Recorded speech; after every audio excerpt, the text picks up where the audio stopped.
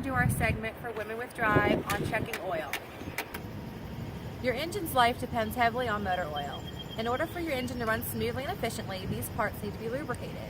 Ideally, you should be checking your motor oil level each time you fill up the tank. First, you need to determine the grade of oil. You can find this in your owner's manual.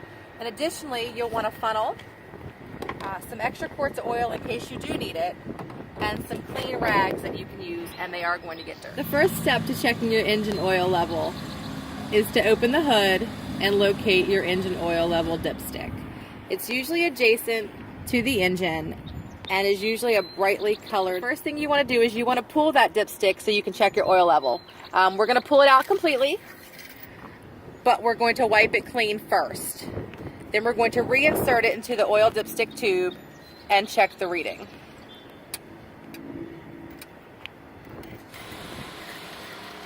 Okay, so the highest point on your dipstick that is coated with oil is in fact your oil level. So looking at the dipstick, you can see down here, this line is your minimum oil level, and this top line is your maximum oil level. And the dipstick is showing that the engine oil is full. If in fact your engine oil is low, these are the steps you would follow. To add oil, we first want to locate the oil cap. It normally has a picture or icon of an oil can, and it may also just say oil. So we want to turn the cap and we'll set it aside. We'll just put it up front so it does not fall into the engine compartment. Normally, most vehicles will require a funnel to avoid spillage. Some vehicles, however, are made with a built-in baffle where a funnel is not required. This vehicle does not actually require engine oil. I am going to simulate adding oil so you can still follow these steps. Okay, so you're going to want to add oil to the vehicle a quarter of a container at a time, basically.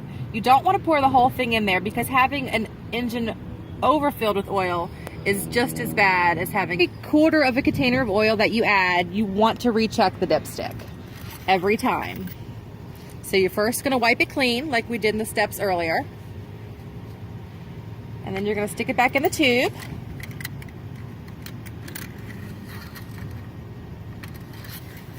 And you're going to check it again for a good reading. So to finish up, you want to make sure your dipstick is secured and you have put back on your oil filler cap, which is very important, and it's secure,